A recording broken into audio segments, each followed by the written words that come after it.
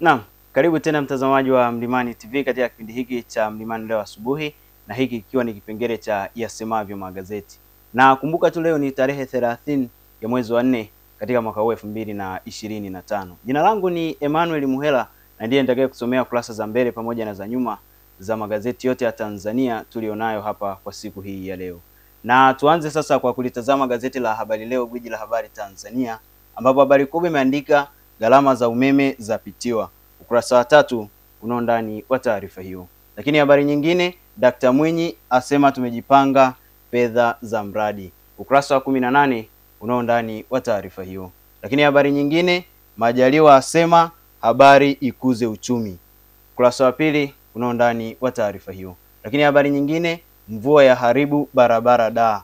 Ni wapi huko? Ukurasa wa 3 umeandika undani wa taarifa hiyo.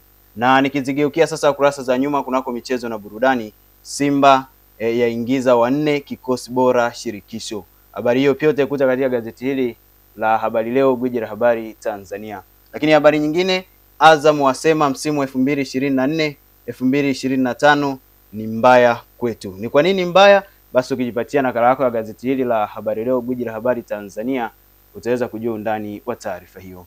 Na tulitazame sasa gazeti la Nipashe Mwanga wa Jamii, ambapo habari kubwa imeandika wafanyabiashara Kariakoo wadai fidia bilioni 40. Ukurasa wa 2 unao ndani wa taarifa hiyo. Lakini habari nyingine, Zanzibar kuanzisha soko la mitaji na kuchochea biashara. Ukurasa wa 5 umeandika undani wa taarifa hiyo. Lakini TMA yahadharisha mvua kuendelea hadi Jumamosi. Kwa hiyo tahadhari ni muhimu hapo mtazamaji. Habari hiyo utaikuta katika ukurasa wa 2 wa gazeti hili la Nipashe Mwanga wa Jamii. Na tukigeuka sasa katika ukurasa wa nyuma kunako michezo na burudani, Fadru asema tutalibakisha kombe la kafu nchini. Ni kwa nini wanajiamini hivyo? Basi gazeti hili limeandika undani wa taarifa hiyo. Lakini Yanga hatari sana ikiwa ndani ya 18. Ni kwa nini wanakuwa hatari? Nipashe Mwanga wa Jamii limeandika undani wa taarifa hiyo.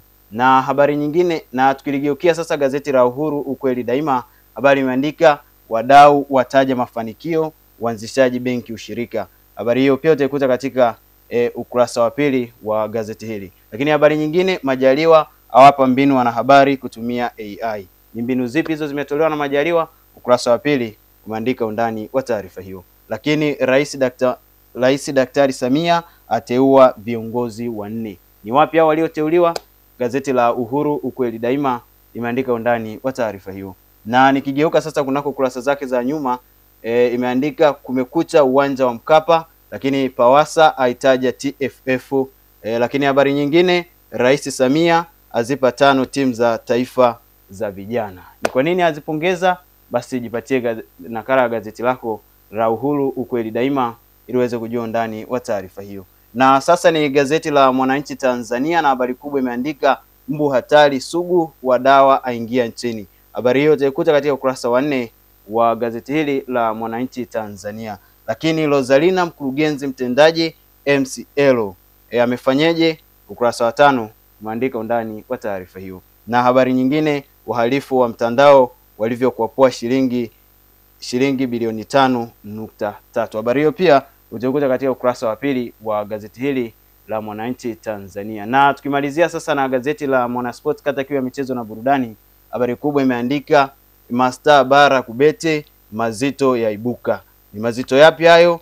Utaweza kujipatia nakala yako ya gazeti hili ili uweze kujua ndani wa taarifa hiyo. Lakini habari nyingine, 7 kufumua kikosi Yanga. Ni wapi hao? Tukijipatia nakala yako ya gazeti hili utaweza kujua ndani wa taarifa hiyo. Lakini Simba yajiandaa kwa penalty. Kwa nini wanajiandaa hivyo? Ukijipatia nakala yako ya Mwanasport kata kiwa michezo na burudani utaweza kujua ndani kabisa wa taarifa hiyo. Lakini habari nyingine, tuache ushabiki sakata la wachezaji kubeti. Na hizo ndizo habari zilizoandikwa katika magazeti asubuhi ya leo. Kwa undani wa taarifa hizo, basi unaweza kujikatia nakala za magazeti hayo ili uweze kujua ndani kabisa wa taarifa hiyo. Mwisho wa asemavyo magazeti asubuhi ya leo. Jahara sehemu ya kwanza inafuata hivi sasa. Jina langu ni Emmanuel Muhela. Uwe na asubuhi njema.